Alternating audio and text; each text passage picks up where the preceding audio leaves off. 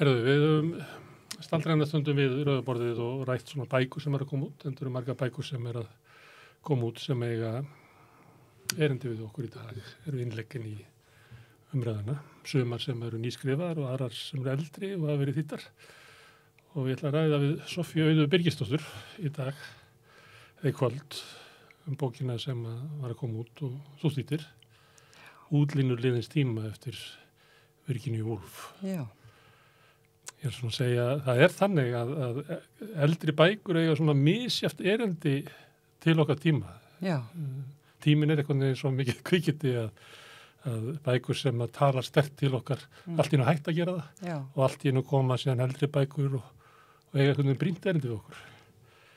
Það var svo sannarlega við þessa og ekki síður fyrirbókina sem ég þýddi eftir hana. Og Sokkin í Virginíu Woolf. Já, uppáhaldsöfundur minn, sko.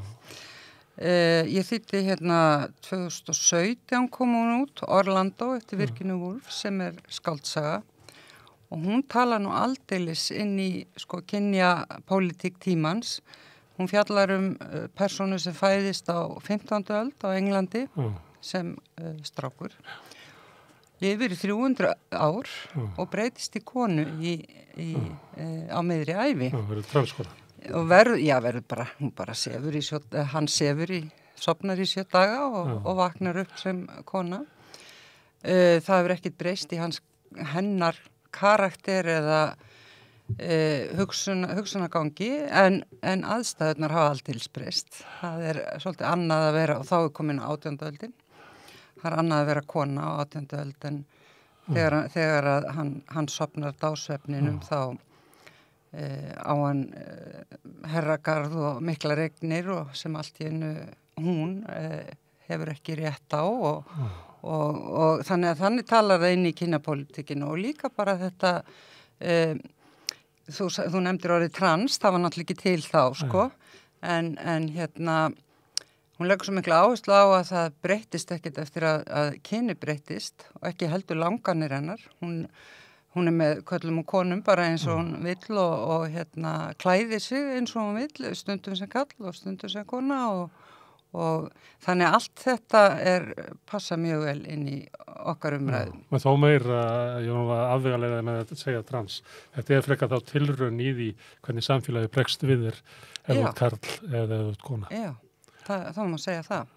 Og þetta er mjög svona létt og skemmtileg bók. Hún talaði að hún hefði verið í rithöfundafríi þegar hún skrifaði þessa bók, skrifaði hana mjög hratt, byggði hana einhverju leyti á ástkonu sinni, Vítu Sackville West, sem var líka rithöfundur og byggði svona bókina mikið á henni og hennar lífi og hennar fjölskyldu í gegnum aldirnar og hún var svona aðalsættum. En líka á eigin karakter, ef maður þekki Virginíu Woolf, þá sér maður mikið af henni sjálfri í Orlando. Og bókin var kölluð fallegasta ástarjátning, lengst á yndislegasta ástabréf bókmyndana og þá var verið að tala að þetta væri ástabréf Virginíu til Vítu. En þetta ekki síður ástabréf til enskra bókmynda af því að hún sífellt að tala enska bókmyndir og tengja söguna enskum bókmyndum og þarna koma fyrir gæjar eins og Pope og Swift og aðrir svona meistarar enskra bókmynda og ensk saga líka, 30 alda saga liggur hérna á bakvið og alveg stórkostleg bók. Og miklu að spinna. Já, og þetta svona, eins og ég segi, svona létt og skemmtilegt auðvelt að lesa þetta. Hún þykir nú kannski ekki frægust fyrir það af því að hún brautryðjandi í módernískum bókmyndum og ein af þeim sem finnur upp hugflæðið í stíl og hún kannski þekktari fyrir það í verkum eins og Út í vitan og Mrs. Dalloway sem báðar hafa komið út á íslensku. Nú, en þessi sem ég þýddi núna sem heitir á frummánu Sketch of the Past. Þung og erfið. Nei, hún það ekki.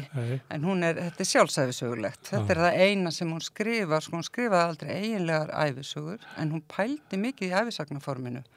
Og Orlando náttúrulega ævisaga persónu og hún alltaf að gera grín af því. Við erum með á forminu það. Já, við erum með æfisagnarritar. Hann er að skrifa ævi Orlando, en hann er alltaf að rekast á eitthvað sem hann skilur ekki og hann vil skrifa æfisögu manns þar sem hann getur rakið æfi hans frá afreki til afreks og þangað til að hægt að setja legsteinin yfir nafnið. En hann lendir stöðugt í vandræðum þarna og það er mjög skemmtilega pælingar æfisagnarritun í Orlando. En sjálfsæfisaga er svolítið önnur deild. Það er svolítið önnur deild og í þessari bók þá fer hún í raun og veru yfir næstu því alla sína ævi, hún var nú ekkert mjög gömul og lýsir benskunni mikið og foreldrum sínum og svona hvernig lífi breytist þegar þau eru fallin frá og kannski komum betur inn á það á eftir, en líka er hún jafnframt að spá í hvernig ámaður að skrifa æfisögu og hún er reyndar þegar hún er að skrifa þetta þá er hún að skrifa einu æfisöguna sem hún skrifaði listamannin Roger Fry og það var mikil barátta fannst henni að skrifa þessa æfisögu.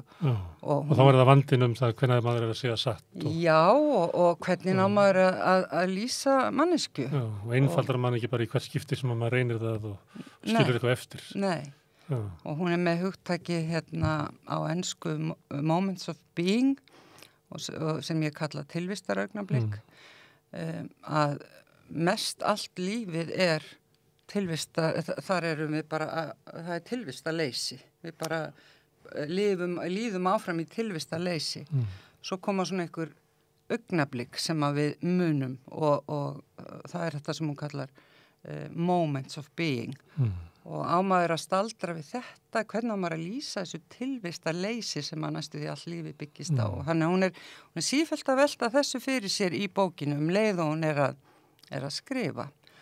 Og svo er hún alltaf, hennar stíll mjög ljóðrætt, þannig að þegar hún byrjar að lýsa sínum fyrstu bernsku minningum, flesta sjálfsæðisögur byrja á fyrstu minningum, að þá staldrar hún ekki við eina heldur að 2 minningar sem hljóta að vera hennar fyrstu minningar og önnur er bara því að hún situr í kjöltu móður sinnar og man eftir blómum á kjólnum hennar og þessu lýs hún í löngu máli afskaplega fallega og maður heillast af þessari ítarlegu lýsingu.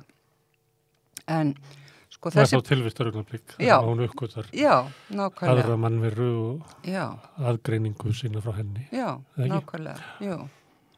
En hitt augnabliki var? Hitt augnablikið var, hvað var það nú aftur? Það var... Allt í lagi, þú ert ekki í... Nei, ég auðvitað ég muna það, sko, það var þessi lestarferð þar sem hún satt í fanginu á móður sinni og mannaði eftir kjólnum og blómunum. Já, og svo er það þegar hún, bara bernskuminning frá því að hún liggur í barnaherbygginu og er að fara að sofa og heyrir öldugjálfur fyrir utan og sér, gardínustrengin dragast eftir gólfinu og þetta er annað svona augnablik, sko, og þá upplifir hún sælu.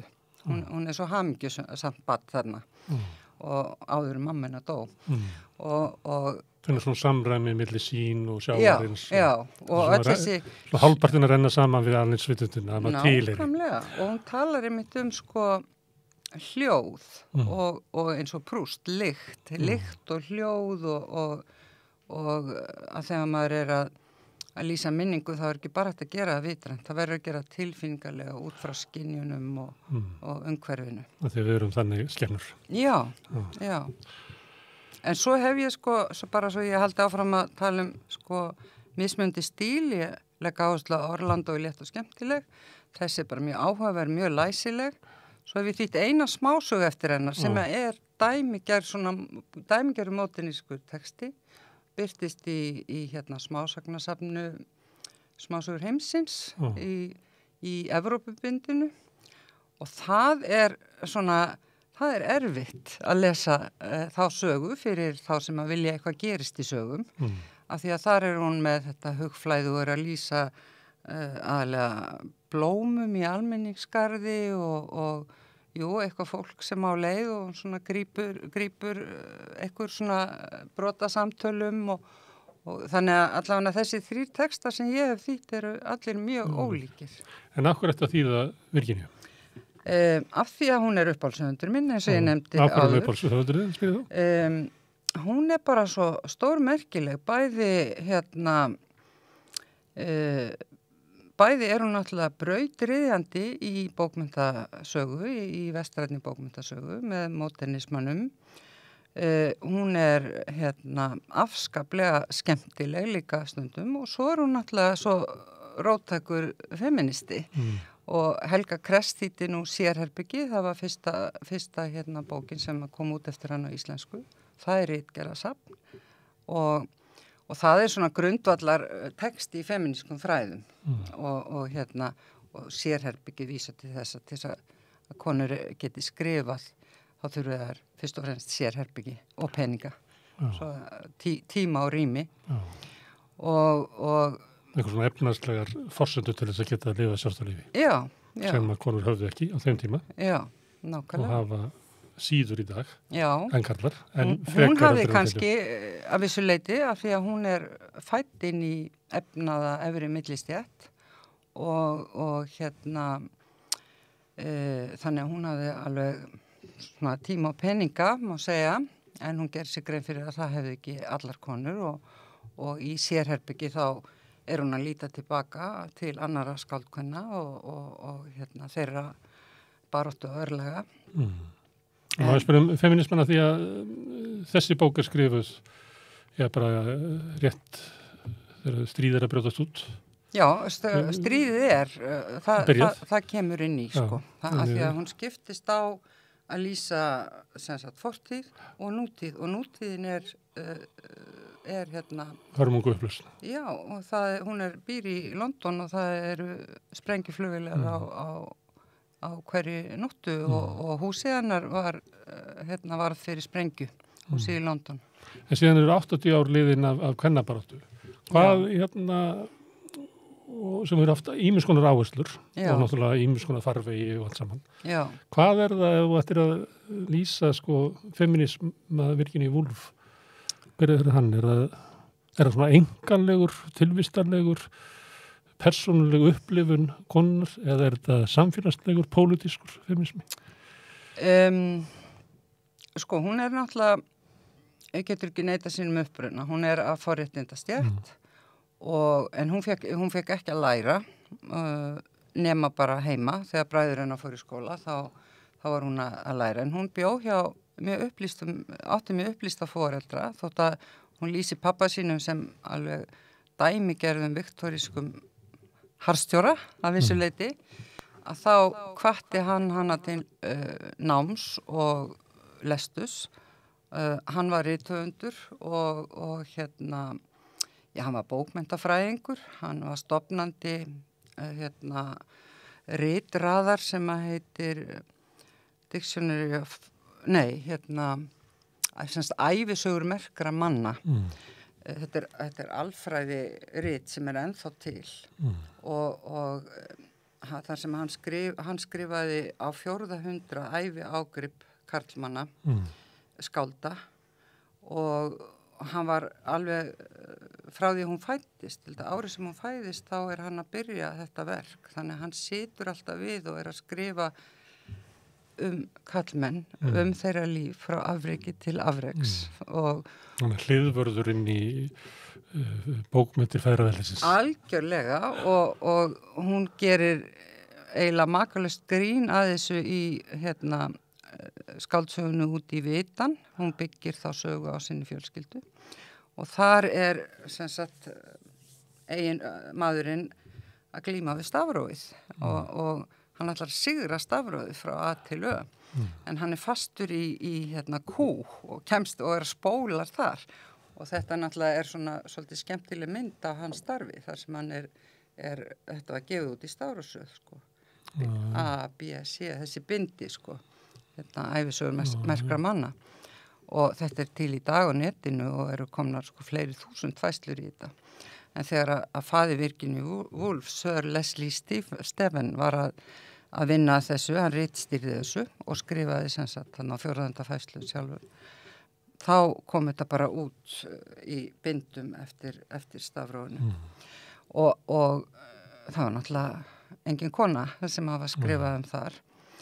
En hann var sem sagt mikill bókmenntamaður, hann var líka ritstjóri bókmenntatímarits, í heimsótti fjölskyldunar komu frægir höfundar og þannig að hún svona inn í þessu lífi og hann hvetur hana til að læra, hún lærir heima, grísku, latínu, lesa allan Shakespeare og enska bókmyndir og hún hafði ótakmarkaðan aðganga hans bókasafni, það voru enga bækur bannaðar og hann hvatt hana til lestus og svo hvatt hann hana til skrifta. Þannig hann hefur séð í henni þann anda sem hún var, þótt hann hefur ekki séð að það hefði ekki eftir áhrif á afstöðu til kvenna almennt. Nei, og auðvitað hafði hún bara feður og dæturnar, hún hafði náttúrulega ekki sko, hún þurfti að sinna sínum skildum líka og hún lýsir því svo skemmtilega hér, hún lýsir sko þessu viktorianska samfélagi alveg kostulegan hátt. Klukkan sko 4 þurfti hún alltaf að vera tilbúin upp og klædd til að taka á móti gestum og skenka te og halda uppi samtölum sem hún lýsir mjög ironist sem voru innihaldslaus og leiðinleg. Og átt að vera það ekki innihaldslaus, það verið augrað ekki neinu. Jú, nákvæmlega.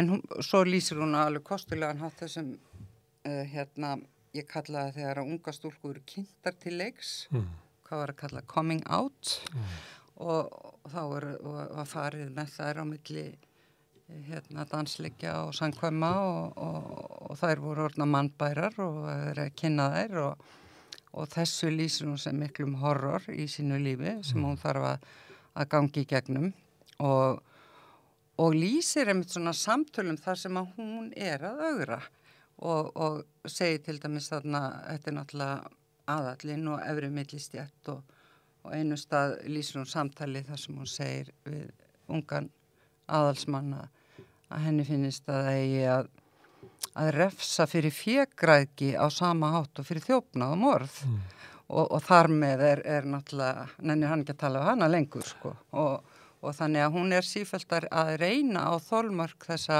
samfélags sem hún býr í, hún og systir hennar Vanessa sem var frægur listmálari og þær eftir að móðir þeirra dó, hún missir móður sína þegar hún er mjög ung, 12 ára, minni mig, og það gríðalt áfall og þá tekur elsta systirinn við heimilishaldinu, svo giftir hún sig og deyr eftir brúðkaupsferðalagið, sko, bara 2 árum eftir að móðurinn deyr og þá, það náttúrulega annað áfallið og þá það hún og systir hennar sem eiga taka ábyrgð á heimilishaldinu og faðir þeirra var mikill harðstjóri og sérstaklega í peningamálum sko. Hún talar um miðvikudagana þegar hann fór yfir heimilsbókhaldið sko með miklum dramatískum ópum og öskrum og látum. Ég fyndi allar þeirra rákvæðan. Já. Og á þessum tíma sko sem þessi áföll að dynja yfir og svo náttúrulega bætist við áfall sem tengist málefni sem heitt í dag, Me Too, af því að hún á 2 eldri stjúpbræður og annar þeirra, við veitum ekki hversu mikið, en eitthvað misnotar hann hana og hún lýsir slíku tilviki þegar hún bara mjög ung og við veitum svo sem ekki hvort það var meira, en öll þessi áföll sko valda hennar sálrænu erfiðleikum, hún átti við mikla sálræna erfiðleika að stríða og enda svo á því að taka í líf. Var í tráma, sitt líf út af þessu. Var í miklu tráma og á þessum tíma þá líka meðferð við sálrænum erfiðleika kvenna eins og hennar að hún á að liggja í rúminu og gera ekki neitt og sérstaklega ekki að lesa og skrifa sem var það eina sem hún hafði áhuga á og hún fann að það var að koma yfir þetta svona ástand og hún gæti ekki hugsa sér að takast á við það eina ferðin en þegar hún endar líf sitt. En svo ætlaði ég að segja sko þótt að þetta sé hennar bakgrunnur þetta viktoríanska samfélag, þetta kallveldi, feðraveldi og hún og systir hennar eru algjörlega ofurseldar í því þótt að reyni svona á þolmörkin. Að svo þegar að faðir þeirra deyr, þá náttúrulega verður algjör bylting. Þá selja þær fjölskylduhúsið, kaupa sér hús í Bloomsbury sem er svona listamannahverfi í London og breyta bara gjörsamlega lífstíl, þú veist. Henda bara viktorískum gildum alveg bara út í hafsauga, fara að klæða sig öðruvísi, fara að umgangast unga róttaka listamenn sem kynntust í gegnum bræðu sína sem voru í háskóla og þá verður til þessi Bloomsbury hópur sem að hittist vikulega á heimilið þeirra og þar var til dæmis voru nokkrir sem að voru opinberlega samkynhneigðir og það var ekkert mál skilur þannig að hún fer inn í svona algjört bóhemalíf, mjög frjálslynd og þannig að þetta er alveg ótrúlegt að lesa þessa... Þannig hún stekkur út úr Viktoríutímanum yfir í, hvað við segja svona upp að frjálslynd nútíma. Já, og hún segir á einu stað að... Hún er manneskja að tveggja heima. Hún er það algjörlega. Og segir einu stað að í raun og veru hafi verið óbrúanlegt bil á milli þeirra og föður þeirra. Það hafi í raun og veru vantað kynslóðar á milli, sko. Það vantaði eitthvað til að brúa þessi átök. Þannig að í bókinni þá er hún að pæla í því hvernig maður segir sjálfsæfisögu. Hún er að lýsa þessu viktoríska samfélagi írónískt en samt að væntum henni þykju væntum en að pappa sinn þótt hann hefði verið harðstjóri og hún hefði ekki þolað hann á tíma og svo þessu nýja lífi bóhemanna. Sem að hún leita á að væri svona svar við erfiðleikum hins tímas. Hún taldi sér að fundið lausnina. Já, þú varst, ég held að þetta langa svar mitt hafi verið við spurninginni hver feminismennar væri, sko. Já. En hann er náttúrulega þetta að það er ekki nóg að eiga sérpeninga. Það þarf líka bara frjálsræði til að ráða sínu lífi. Og móta það. Já. Það hefur ekki verið bundin af einhverjum svona, hlekkjum hugafassis. Já. Já.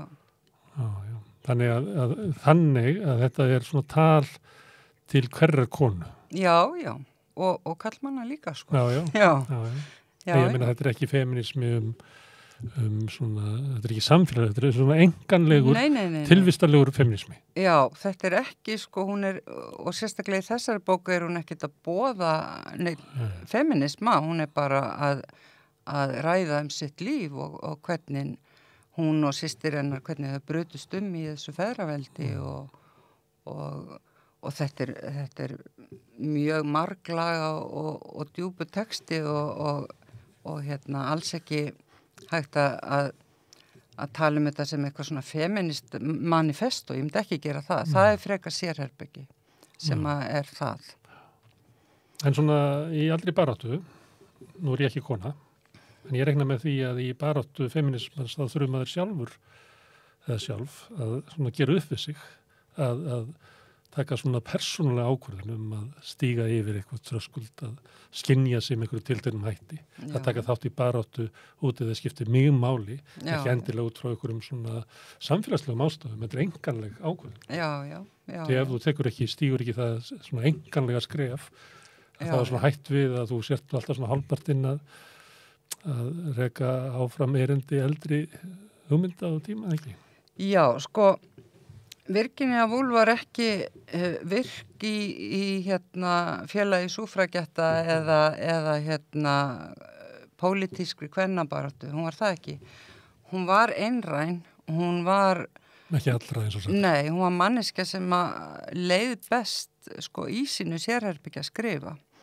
En fyrir utan skáldsögurnar og þessa bækur sem við höfum minnst á þá skrifaði hann yfir 500 greinar og kannski eru flestar þeirra tengdar bókmenntum og margar kvenrithöfundum. Hún er mikið að spá í þeirra kjör og þannig að hennar barátta kannski ekki beint, hún ekki svona virk í pólitískri baráttu, en hún alltaf samt hennar persónulega framlag til bókmyndana leið framlag til feminisma bara með hennar hugmyndafræði.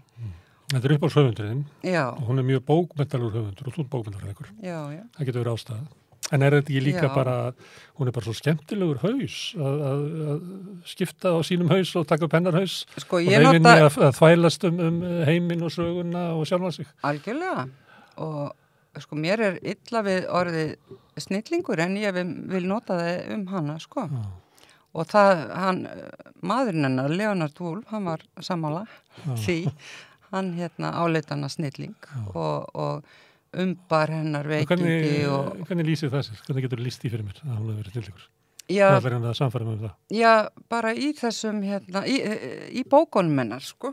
Ég segir bara, lestu Orlando. Hún bara svo rosalega snjall höfundur, sko. Hvernig hún flétta saman sögu, bókmyndasögu, skemmtilegum persónusögum, kvennabaráttunni og svo í Þannig að hæfni hennar sem höfundur svo sterk, hún hefur svona eitthvað svona líkil og hún reynilega getur gert eða hvað sem Já. Og getur tengt hvað sem og alltaf aldrei mistig sem lesir. Nei, hún og bara treystir henni bara fullkomna. Já, hún ögrandi, hún hefur hennan ljóðræna streng fyrir þá sem að njóta þannig texta sem ég geri, svo hún bullandi írónísk sem ég finnst líka mjög skemmtilegt og já, ég veit ekki alveg hvernig ég á að lýsa því, en mér finnst bara maður náttúrulega kynnist verki alveg rosalega vel á því að þýða það innviðum þess og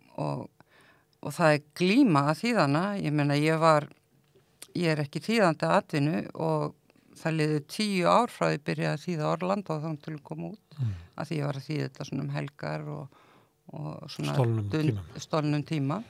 Þegar það var eitthvað lélegt í sjónvarpinu. Ég horfi eiginlega aldrei á sjónvarp, sko, það maður ekki tíma. En varst ekki líka að velja erfiða smásögu til þess að raunverulega kynnast henni sem höfundi, að taka svona ólíka stíl hennar?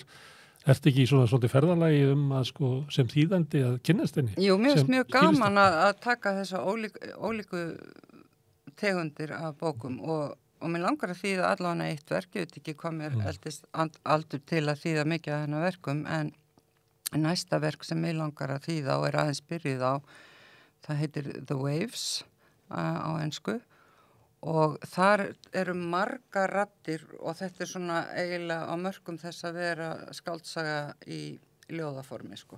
Þannig að þar kemur enn einn angin, líklega ljóðrænasta verki hennar, samt skáldsaga. Þar sem margar raddir skiptast á að tala og já, þá ég kannski búin að taka svona flestar textagerðir. Sem að hún beitti. Já. En hún svolítið með sjálfan sig, hún svona höfundur sem í þessari bók hún náttúrulega að skrifa það sem að Guðbjörgur kallaði skáldaðifisögu. Já, sko, þetta náttúrulega eins og komum við fram, minningar hennar og hún veit að sannleikurinn illhandlanlegur, þannig að hún sífellt að spá í það. Hún líka að reyna að höndla sannleika sem eiginlega varla hægt að koma í orð til annara manneskju, þessar upplifanir. En svo kemur líka fram, ef maður þekki verkanar, að hvað skáldverkanar eru mikið byggð á hennar lífi. Eins og ég nefndi þarna út í vitan sem bara þar við, móður hennar og föðurinn og sambandi þeirra á milli og þannig að þetta svona varpar ljósi á það hvernig hún notar sitt fólk og sitt líf og líklega gera það nú flestir höfundur. Ég ætlaði að draga því að skáldaðifisögunni því að þú skrifaði doktorsritgerð Þorberg Þórðarsson sem var alltaf með sjálfan sig á milli en í kjöldunni með hann að var að skrifa. Já. Hvað finnur ykkur líkildi með þeim töfur? Nei. Ykkur kalli og suðsveit og frjálsriti konu í Bloomsbury. Já, auðvitað alltaf þetta að finna líkindi og það nú svolítið gaman því að Hann reif sér náttúrulega út úr fábreyti sveitarinnar Algjörlega. Og reyndi náttúrulega að teygja sig bara upp í alheiminn, þessi heimur sem að gekk inn í, hann vildi hann væri sér staðstur. Já.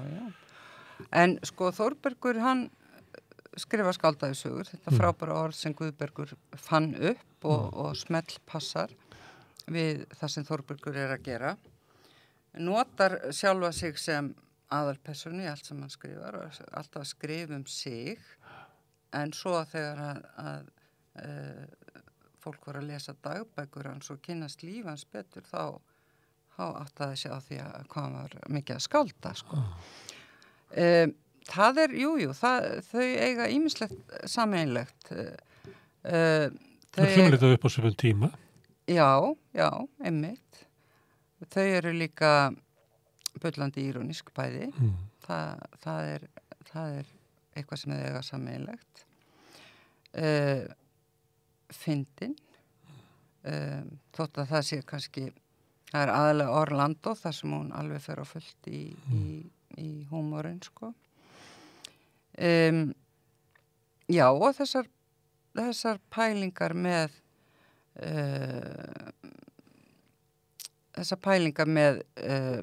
hvernig maður getur unnið úr ævi sinni. Ég held reyndar, ég segi það eða skrifum það í bókinu minn Þórberg að hans fyrirmyndu voru Íslendingasögur.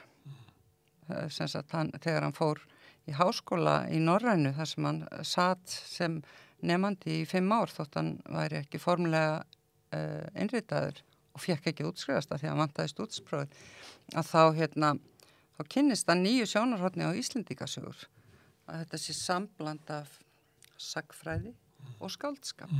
Og ég held að hann náttúrulega elst upp við það að Íslendingasögur er lesnar heima hjá honum uppátt á kvöldin og allir trúa því að þetta sé bara sanna sögur af forfeðrum okkar. Og svo þegar hann fær þetta nýja bókfestu viðhorf í háskólanum, að þar bara fann hann aðferðina sem trúi ég, sem hann gat notað í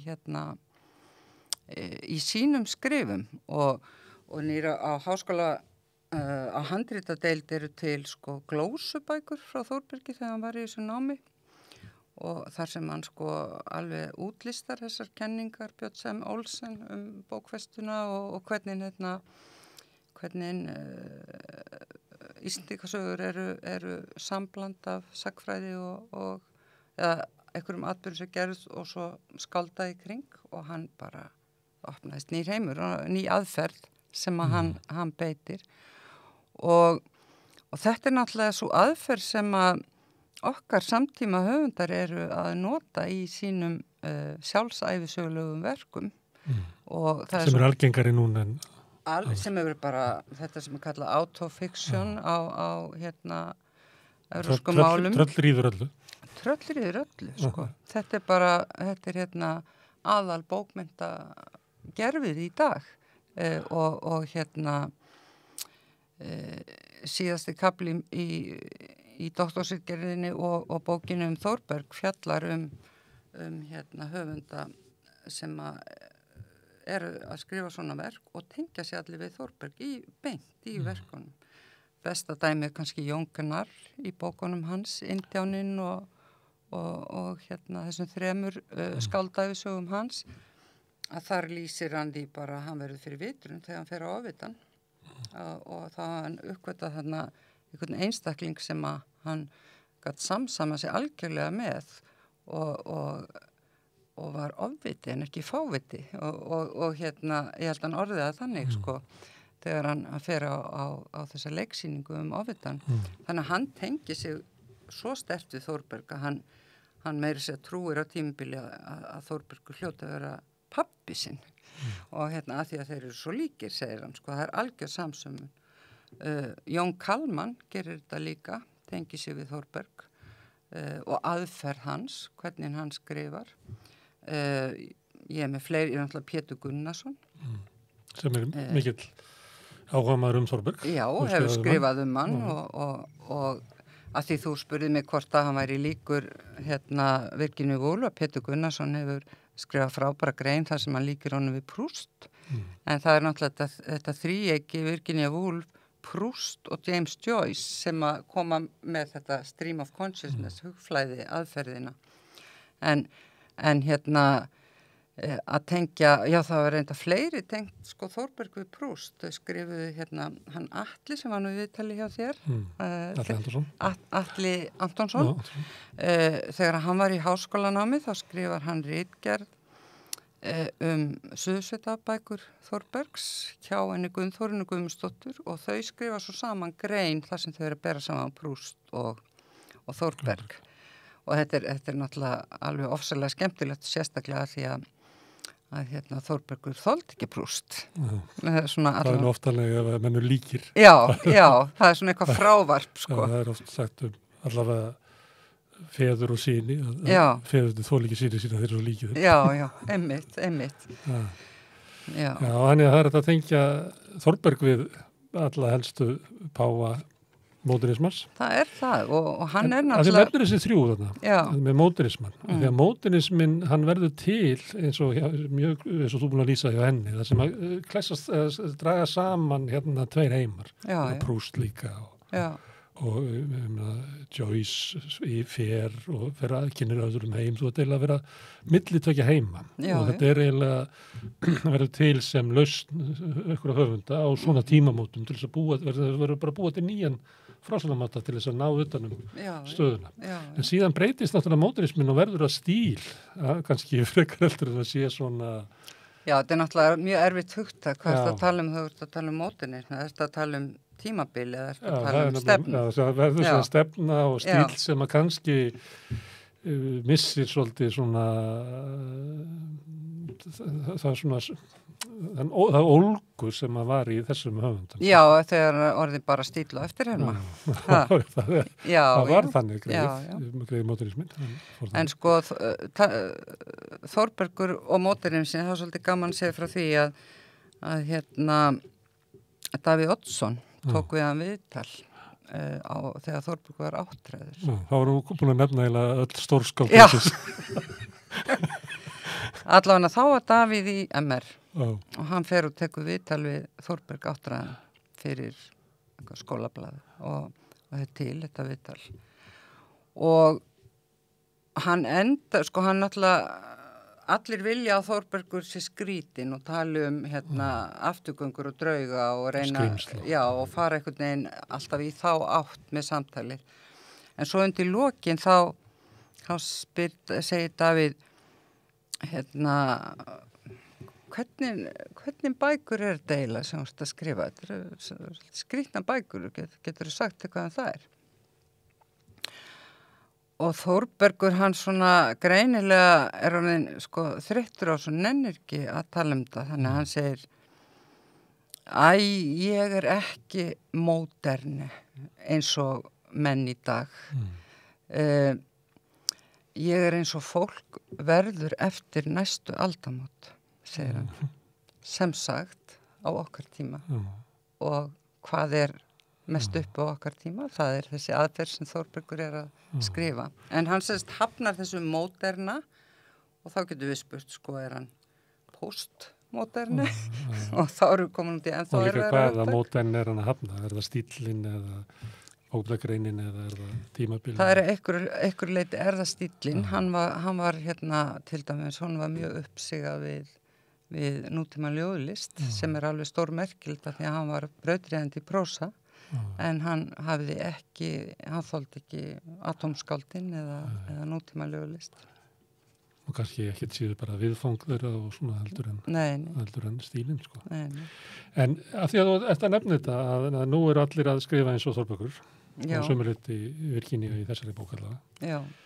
Hvað veldur því að nú er þetta svona eru búin að koma með þá kenningu að þetta sé svona tveggja heima fólk. Já. Og þú verður að finna reyna að skilja það. Hvað er ég sem manneskja og eitthvað svona fyrirbrigði í þessum tíma og allt í einu það sem að mér er sagt hver ég er, eitthvað þeim virkar ekki lengur. Þannig að ég verði eiginlega reyna að sittast niður og reyna að skrifa. Búa mig til upp á nýtt vegna þess að það sem að mér var sagt áður. Já. Er þetta tíminn sem við lifum í dag? Að við þurfum eiginlega svona á endursköpun hugmynda okkar sjálf okkur. Ég held það. Og ég meina, sjáum við það ekki í öllum þessum smá byltingum sem að hafa þú veist, við erum með þess að sko tungumáli er að taka róttakum breytingum, persónufornöfn og hugmyndir okkar kyn og kynverund og þú veist, við erum að upplifa mjög skrýtna ólgumikla tíma en af hverju er skáldæfisagan, af hverju er hún en þetta á tíma það sem sko þú getur ekki gengið að þér vísri. Já. Heldur þarftu eiginlega að skilja þig.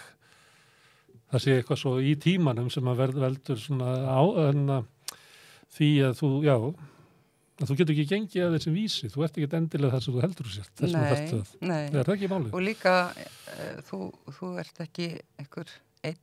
Já. Þú ert margir. Það er mjög róttæk hugsun. Þú veist, ég meina á 8. áratugnum voru allir að reyna að finna sitt identitet og reyna að skilgreina sjálfan sig en kannski þröngt, sko. Ég geti dregið inn enn einn höfund sem er einn af mínum uppáhaldshöfundum, Karin Blixen, að hún skrifaði, sko, Be more than one, sko, vertu fleiri en einn og eina hennar frægustu smásögum sem hennar smásögur voru alltaf, þú veist, 50-70 blaðsíður, sko, lýsa konu sem að margir menn hafa kynst og svo lenda þeir saman mér minnir eins og hjá Agathu Christie í óveðri á einhverju stað og þeir fara að segja frá konu sem þeir hafa kynst og það er nunnan og hóran og hinn og þessi, sko, mjög söngkonan sem misti röddina og svo, sko, undir lokin uppgötuðum að þetta er allt sama konan og þannig að þetta að viðurkenna okkar mörgu ólíku identitet, sko, eftir því okkar mörgu ólíku hlutverk, getur við sagt, sko, að vera ekki að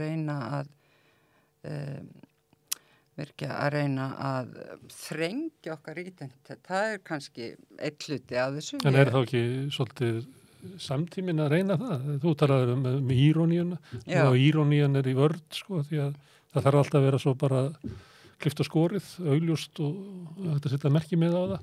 Þannig að kannski þessi vandræði höfundana að skrifa sig í nútímanum er kannski afleiðing af því að umhverfið okkar er frekar að gera okkur einfaldari og þrengri og leyfa okkur ekki að vera mörg.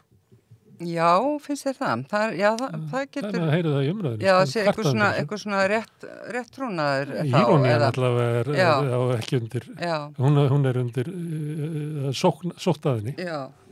Já, en það er einhver ólga hann í gangi, einhver gerjun, sko. Og líka einhver mikill kynslóðamunur. Já.